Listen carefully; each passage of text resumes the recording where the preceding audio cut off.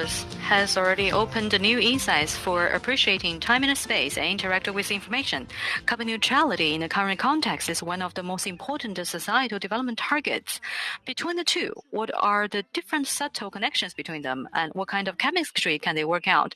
Without further ado, let's welcome the chairperson of Wealth Capital and also Xiong Yan, who is the head of the Research Institute for the Metaverse and carbon neutrality. He's going to do the presentation through a video. Thank you. Today, I feel very pleased to join the 2022 Shanghai Platinum Week.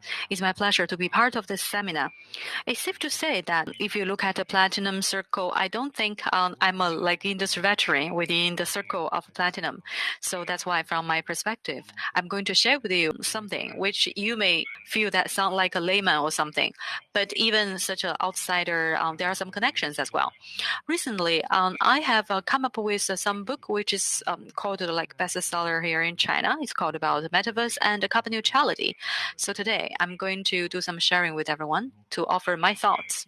So Metaverse last year in the industry, in technology and in investment world has become the most hotly debated topic. What is the Metaverse? There are different versions about it, what it is, and people have different views on what it is.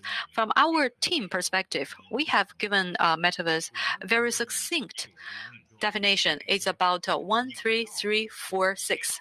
So the one means that in one word, it means that the Metaverse is about the digital and intelligent and high-level development. Under such a context, it's about the new social form based on the physical reality and the virtual reality. So Metaverse is not a technology, it's not a VR, not AR, it's a social format, it's not MR. So it's not digital twin. So Metaverse is a series of the highly integrated digital technologies that are making constant progress. So it depends on the granularity level of simulation. So it's like a km level or several hundred meter or at the meter level or at like a centimeter or like a micrometer level or something. So this marks a huge difference in terms of cost and technology. That's the second world. And third world is that for the previous two worlds, we are overlapping that onto the completely physical, real world, the enhanced physical real world. So these are the three different layers of the Metaverse.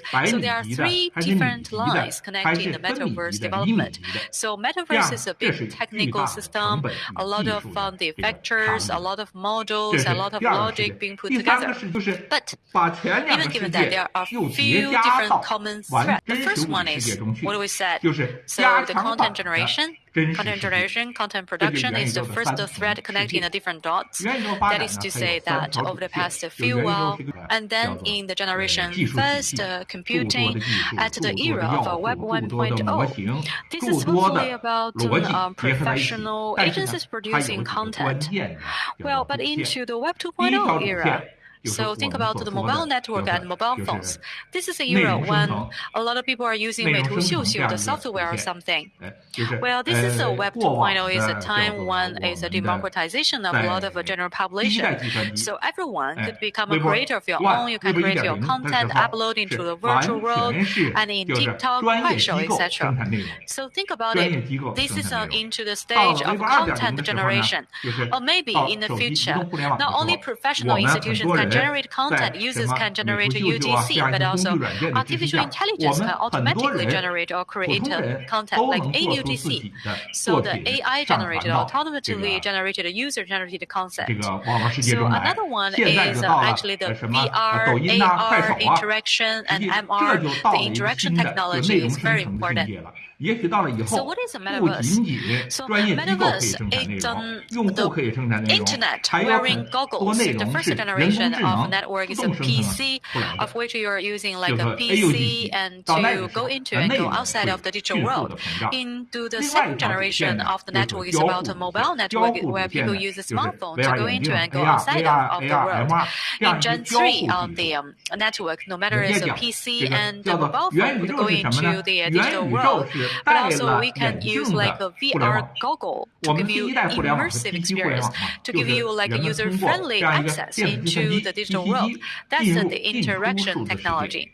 And third one is based on the blockchain, the economic governance, and the human-machine interface. Think about that's the key differentiator between the metaverse versus all the previous generations of IT technology. This is really disruptive as well. So we are thinking during the Web 1.0 or Web 2.0 period, so about traditional like internet and mobile internet. So what they are addressing are the issue of human delivering information, dealing with data, the speed and efficiency issue. But generally speaking, most of them are restricted towards the level of productivity. But into the era of metaverse, because of the basic technology, they are measured in breakthroughs in blockchain. So think about the so Web 3.0 has its the production relationships per se. It has its financial attributes as well. That's the reason why a lot of regulators they didn't understand what is metaverse. They find it very hard to regulate over.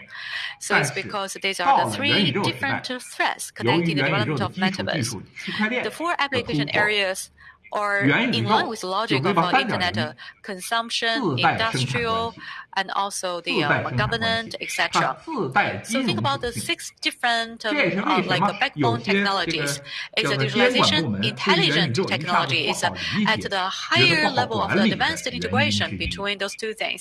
There are 6 key technologies as a pillar, so we call it a big ant. So big ant, the B is blockchain, I is interactive technology, so AVIVMV, and also G is like the game engine technology, so all different kinds of engines. The A means artificial intelligence, and N is like network, like 5G for interaction or something, or when we have to go to a highly immersive, it might be like 6G or something. So we call it communication technology, the internet communication technologies, and T represents like the NB-IoT. So think about all the 6 pillar technologies that make up the metaverse. You find that each of them actually can have some peripheral technology. So total there will be 7 to 8 or something. So think about close to explosive maturity, close to large scale typical application. So think about those pillar technologies. They have been there for about 20 years or 10 years or about 5 years or something. They're already about the time to make through for its application. So all those things put together are what we are describing, the metaverse and their core. Carbon neutrality. So carbon neutrality is known to everyone. First of all, carbon neutrality means that for mankind, we are thinking about what we have been doing over the past hundreds of years. So like the so-called industrial civilization, we can have some retrospective thinking about it. So it is based on the fossil fuel and coal. So the industrial civilization based on coal and fossil fuel has created a lot of social wealth, but at the same time, it has created a lot of irreversible environmental damage. The basic logic for that is that industrial civilization, think about the energy foundation that's based on the coal and the petroleum and natural gas. So think about the fundamental material for that is carbon. So that's why. So you find that carbon-based civilization is industrial civilization based on the burning of fossil fuels like coal, and based on the formula. So the coal plus oxygen generate heat and generate carbon dioxide. So when you are using a lot of a carbon-based energy source, you are for the purpose of generating a lot of heat and energy, but think about what's produced from them. They produce a lot of carbon dioxide, and the carbon dioxide in relative terms are a very stable gas. There are 6 different types of gases which are floating at the atmosphere for mankind. And this is just like covering the earth with like a thick quilt or something.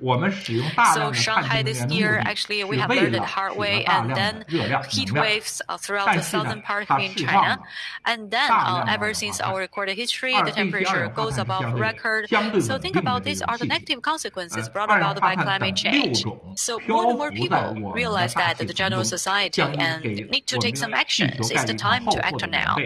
So think about for the UNFCCC arrangement, the United Nations and also the international community, as early as 3 decades ago, started to take some actions, of which we have developed a series of results, just like a Kyoto Protocol, Paris Protocol, etc. And also, based on the Paris Pact, so it is requiring all different nations to take their initiatives to control the emission of carbon to achieve carbon neutrality. And most of the nations, especially developed nations in the world, have made a commitment to achieve carbon neutrality by the year 2050. And China, and after making a lot of tough decisions, is formulating China's plan to achieve carbon neutrality by the year 2060. So, which is about emissions, and also, for example, and the one you absorb and capture is equating with each other, level each other off, is called carbon neutrality. So this is a response for China to respond to international call, but also try to live up our social responsibility to become a big nation. As a big nation, we should care for the welfare of the mankind. And then it is also out of our own need for higher quality development. I always tell you that carbon neutrality in a new era, high quality development paradigm. So carbon neutrality belongs to this place and context. So in the new era, high quality development must have some methodology that will harmonize everything and align all the interests. Carbon neutrality is the way. Just like scholars only read the 4 different classical works because that's what the imperial examination is about. So actually you'll find that, and then after reform come, and then all the different scholars, intellectuals started to read new different textbooks. That's the rule. So think about carbon neutrality. It's like the light which is leading our way through forward. So with that, and then people's behaviors from the government, from research institutes, from the private sector perspective is going to evolve forever. So in the new era, high quality development rule is like that. The nature of carbon neutrality is about industrial upgrading and energy restructuring and the new technology revolution. So the energy restructuring as well as the upgrading of industry under the new energy mix. So think about the examples. For example, is connected with the PNP industry. So you can imagine yourself. Aside as if we can focus on each and every specific area, think about the level of technical advancement, the roadmap, the timeline. So the treasure hunt map will just be interesting. Well, I was given by my colleague some materials, and for me, I can preliminarily speaking see a few scenarios. Firstly, the price of or the demand for hydrocarbon-based fuel will definitely go down, and people need to be braced for that. Meantime, as we are at the very budding stage of digital economy and Metaverse, what can this industry do? For me personally, I see, say, NFT of platinum products. This is something that's going to be very big because we are in this industry of selling fashion products. So how can we use digital technology and use NFT to establish a more solid and repeatable connection with our clients and customers? That's something that I do see. Another thing is the digital upgrading of platinum companies. As we say ourselves that China in the first half of the digital economy matchmake ourselves ahead of the pack globally. The Chinese economy over the past 4 decades have achieved rapid progress, many thanks to, among others, most important support of IT technology. As a result, China led the pack in the first half of this digital revolution. So think about how we should fare or what we should do in the second half of this revolution as people working in the platinum industry.